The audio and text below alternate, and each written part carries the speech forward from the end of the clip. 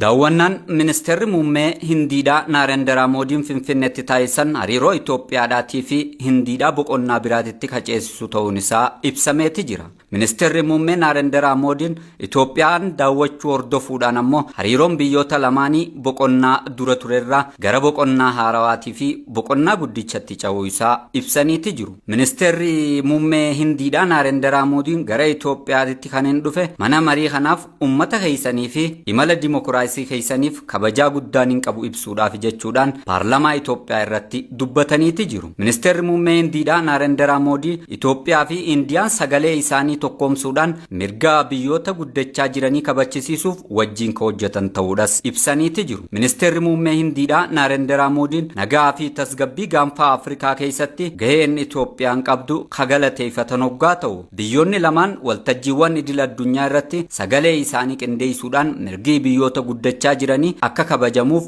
wajjin akka hojjetan ibsaniiti jiru. Naarendaraa Moodiin walgahii waloo mana marii bakka bu'oota uummataa jaaffaadhaa fi walgahii waggaa mana marii federeeshinii shanaffaa irratti argamuudhaan haasaa taasisanii jiran yeroo ta'u hariiroon Hindii fi hariiroon Itoophiyaadha hariiroo seenaa fi aadaa kaniif keessatti qabatee fi hariiroo walitti hidhamiinsa safuu fi duudhaa biyyootaa irratti hundeeffamee fi hariiroo bara hedduudhaa ta'uudhas muummichi warra Hindiidhaa kun dubbataniiti jiru. Ministeerri muummee Hindiidhaa Naarendaraa Moodiin imala misoomaa Itoophiyaan keessumattuu gama tekinooloojii qonnaa barnootaa fi fayyaatiin taasisaa jirtuuf deeggarsa barbaachisu ka godhan ta'uudhas dubbataniiti jiran. Ministeerri muummee Moodiin daawwannaa isaan Finfinneetti taasisan kun ammoo hariiroo daldalaa fi investimentii biyyoota lameen jidduu jiru caalatti jabeessu jedhameeti jira. Daawwannaan ministeerri muummee biyya Indiyaadhaa Naarendaraa Moodiin Itoophiyaatti taasisan hariiroo biyyoota lameenii damee hedduudhaan kan guddisu ta'uu isaa ammoo ministeerri muummee Itoophiyaadhaa Dr. Abiy Ahmad gama isaaniitiin ibsaniiti jiru. Ministeerri muummee Dr. Abiy Ahmad afeerraa irbaataa ministeera muummee Hindiidhaa Naarendaraa Moodiif taasifame irratti haasawa taasisaniin hariiroon seena qabeessi duudhaa fi aadaa akkasumas ammoo walitti hidhamiinsa safuu fi